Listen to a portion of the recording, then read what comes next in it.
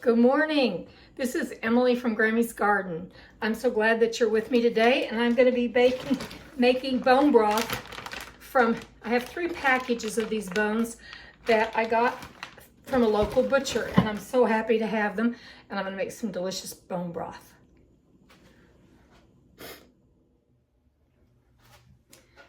Okay, the first thing I'm doing is I'm emptying these into this skillet because my roasting pan is actually aluminum, and I don't want anything cooking in aluminum like that right now.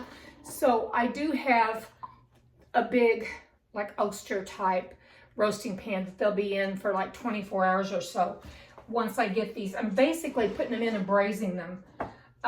So I'm putting in the skillets that I know I don't have to worry about the contact with the aluminum. I'm just going to drizzle a little bit of olive oil over them because I want that to kind of heighten the brown. And I've got my oven going at 425, and I do want them to brown some. So I'm not wanting anything to get fried. So there's one pan. I'm going to have to turn these a couple of times, but I'm willing to do that to not have to do the alternative. I was so happy to get these. I've been looking and looking, and you really can't find them that easily in grocery stores. I find some beef bones, but they're made for dishes that I don't cook, and I don't know how to cook. I could learn how, but for what I want bone broth. I want the good benefits of the bone broth. I'm gonna rinse this one off. They're piling pretty high, but we'll get this done. Sometimes that old saying, necessity is the mother of invention, it's really true. And I do it a lot. Okay, so some olive oil on these. This is going to be interesting, you all, with these piles so high in here. I was thinking I was going to put both pans on my top shelf, but I don't know about that. We'll see.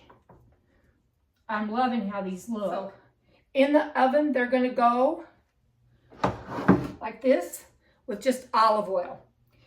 And I'm going to check them in about 15 or 20 minutes because it's 425. I'm going to check them, and then I'm going to go ahead and put them, turn them if I need to. So I'll get them in and we'll get back at it. I'm going to take them out of the oven. I got to keep in mind that this is really hot.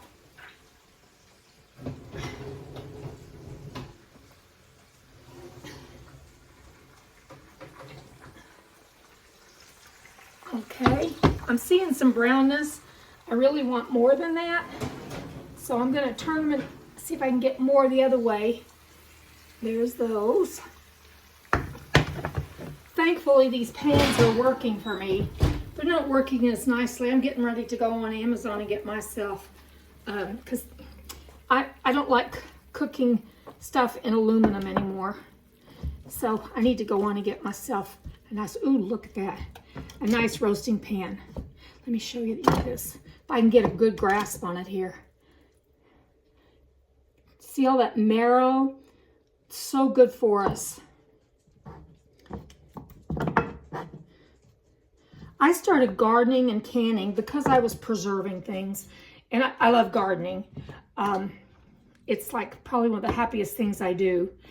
And the education that I started getting about what's really good for us and what's really not good for us, I really started paying attention to that a lot more. And I try to eat clean. I eat out, but when I do eat out, I eat out at places that I think are going to be healthy for me.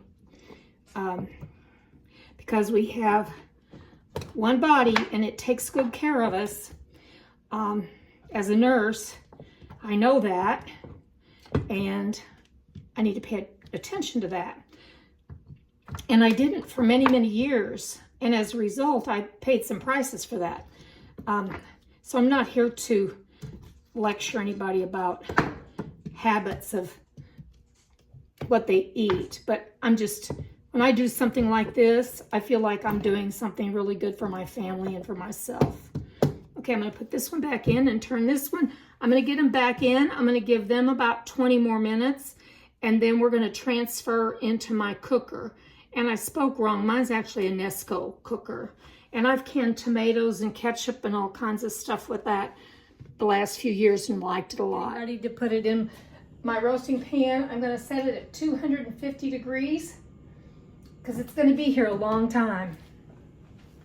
And this was the best little nook I could find for it. I was gonna put it on the top of my stove, but I'll be using my stove. So I'm gonna put it all in here.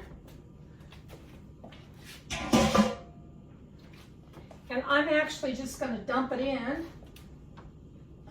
Carefully dump it in. Let y'all see what this looks like. Okay, here it goes. Remember, your pans might be hot. And these pans worked out fine for this. Thankfully, because that's what I wanted to do. That's a lot of stuff. It looks kind of nice. I hate to leave those goodies on the bottom because that imparts a lot of flavor to our food. So I'm going to, see that good stuff? I'm going to scrape it and try to get some of that. I'll be able to get some of it down into the food. Okay. There's one that doesn't want to come out. I think it wants to stay and be gnawed on. Oh, those look so good. I'm so thankful for them. Then, I'm going to put in my veggies. Just try to get them all spread out. Doesn't matter, they're going to be in there. So I want to add some black pepper for flavor. I'm putting in a good teaspoon. I'll probably go ahead and put in a little more. And salt, I'm going to go easy on. I'm not going to put in onion flakes, or I'm not putting in onion flakes or like garlic powder because I've got so much of the actual stuff, I don't really need to do that. And I'm going to just do light on the salt. I think I'll do another. So this would equal a good it's not quite 2 tablespoons, it's more like a tablespoon. And then I'm adding water, and I'm going to add a lot of water because this is going to be a lot of delicious stuff.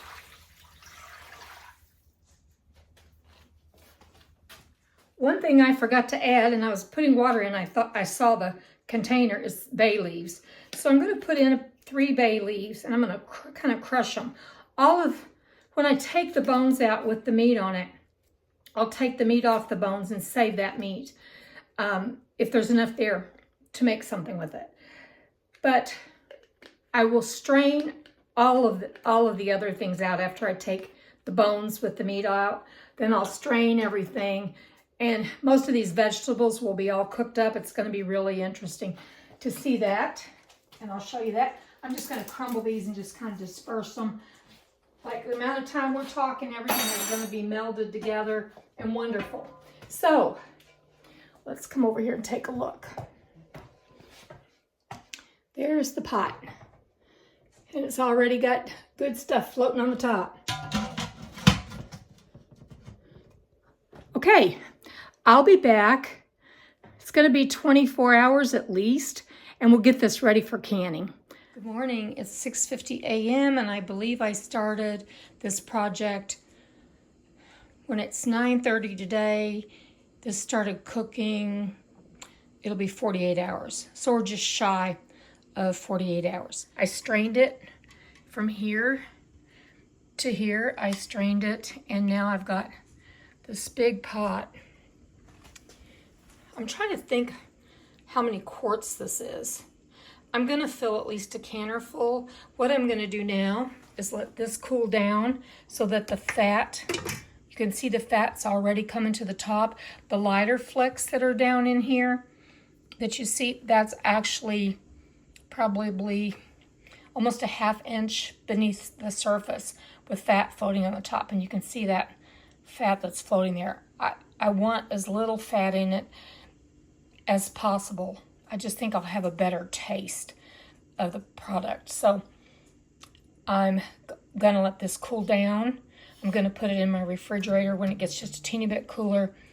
And I have an outdoor refrigerator, and I'm gonna let it cool down in there, and then I'm gonna skim the fat off, and then I'll start in canning it, and I'll show you that process. Hi, this is Emily. I'm back after 48 hours now, almost straight up 48 hours.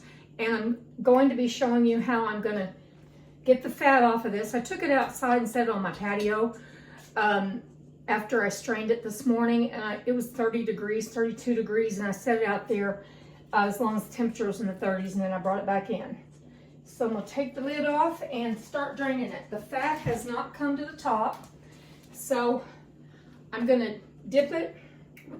I'm gonna see if I can skim some of this fat off, but I do have this picture that the fat will come to the top, so when you pour, the spouts from the bottom, and that'll help keep some of that fat out. I don't want to put this bone broth into anything and have it give it like a fat taste.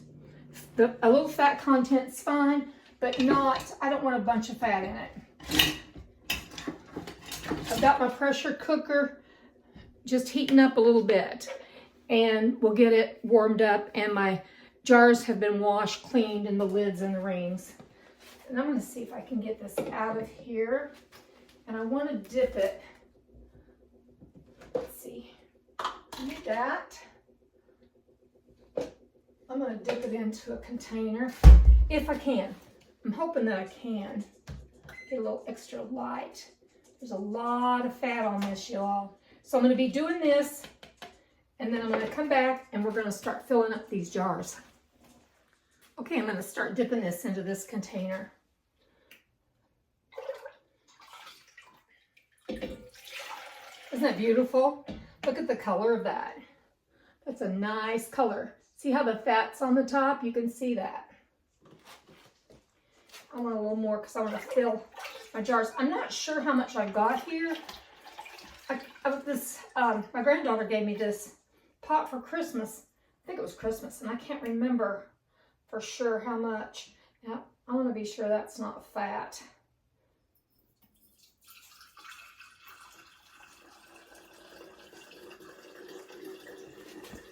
See, I want you to be able to see what I'm doing. Yeah, that's beautiful. What I've got out here is I've got 6 quarts and a pint, because I would like to have just a pint if I'm just making something small. Okay, there's one. And I'll show you this process, and that'll finish the rest of it. Over here, I've got a little bowl with vinegar and a paper towel. And because this has fat in it, I am going to go around the rim of it. There we go. Put that back down in there. Put the lid on. Put the rings on. And you'll hear people say finger tight. That just means you just tighten it with your finger. You don't get a lot of wrist action in it. And sometimes it'll feel like my lid is warped. And this lid feels a little off center. If it's warped, I don't use it. It's not worth wasting this. Isn't that great?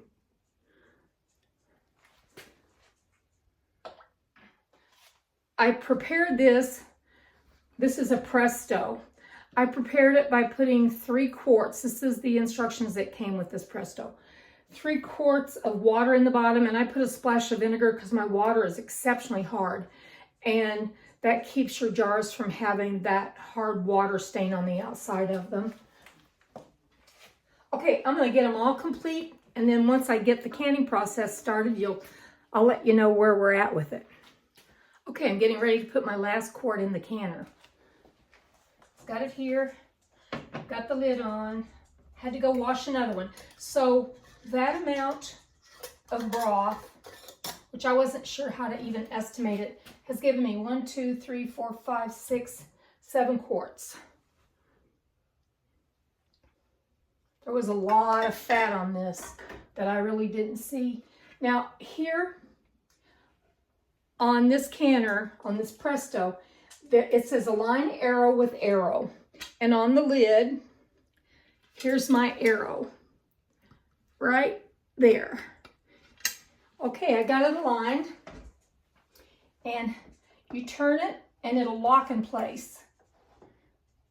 And then I'm gonna just easily rotate it around and make sure I'm centered well on my burner. And this is gonna start boiling. There's all kinds of tutorials on canners. So this is just a crash course thing of what I'm doing. Because I've got videos about canning in more in depth. So I've got it locked. When this starts getting hot enough, steam will start spewing out of this knob. When that happens, I'll time it for 10 minutes and let it spew for 10 minutes. And then I will put this on the top. It's a weight. I'll put it on the top of this, and then I'll watch my dial. And when it gets to, I like to get mine around 11 pounds. You do it by how much, what sea level you're at. So my sea level's under 1,000 feet. So 10 is fine. I get it around 11. Pints for bone broth needs to be 20 minutes, and I've only got quarts. That needs to be 25 minutes to get to the right temperatures inside. So we're off. We're off to the races. There's a vent back here too that will pop up when the pressure is building in there. It'll pop up, and that's another safety feature, and it'll stay like that. So I'll show you what it's like when it's steaming away. I wanted you to see the steam that's coming out of this port. I can feel it there. There you can probably see it. And I can see it, and it's 10 minutes now that it's been steaming out of this, like spewing out of it. I'm putting this on. You hear that whistle when I'm blocking it? I'm putting that on. Now what will happen is the pressure will start to build inside the canner. And when it gets up to about 11 pounds, then I'm gonna start timing it for 25 minutes because it's quarts. Okay, we're back, and I just turned the burner off. I ran this at about between 10 and 13. I had it more like 12 to 13 the whole time. And I will let it cool down, and I'm gonna let it cool because this product has some oil in it. And if I took, you need to let it cool down before you ever think about, like when I say cool down, I mean from 10 to 0, before you ever think about taking the lid off. And when you do, take the handles and face it away from you, like flip it away from you so that it doesn't get steam in your face. But the reason I am going to let it go ahead and cool down and sit there for probably an hour is that I don't want it to siphon. And siphoning happens when, one of the reasons siphoning happens is when it cools down suddenly and the product will boil up underneath the lid, and the lid will lift, and then you're going to have some amount of fat between the lid and that seal of the lid and the jar, and you're not going to have a good seal. So I'm going to let it sit there. So the next thing we'll be doing is taking it out and taking a look at it. Okay, I'm going to take this off, set it down. It's been 50 minutes. And this is how I let the lid go, and I'm gonna, it's still locked until you get it all the way turned, and then you'll see the steam. See, that's why I turn it away from me. Now I could smell a little bit of product in the room, I thought. And it made me wonder if I had something that didn't siphon out. But I don't see the signs. The water is clear. Okay, oh, we're starting to seal. Here's one. I'm so glad to have this. I don't mean to bang it against that, that's for sure.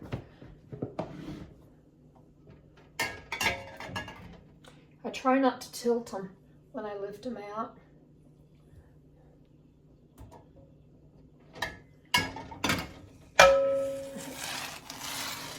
Oh, that one's siphoning right there, and that's because I bumped it, I think.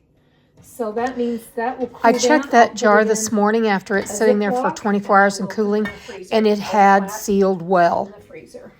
I did that by bumping that, y'all. So, I'm sorry that happened, but it did. So sometimes you just never know. I'm going to have one that I don't have room for over here. My kitchen is not that large, and I'll tell you, I have to shift stuff around when I'm dealing with all this equipment I had today. But that one, I don't think that one will seal because it spewed out and there's too much fat content.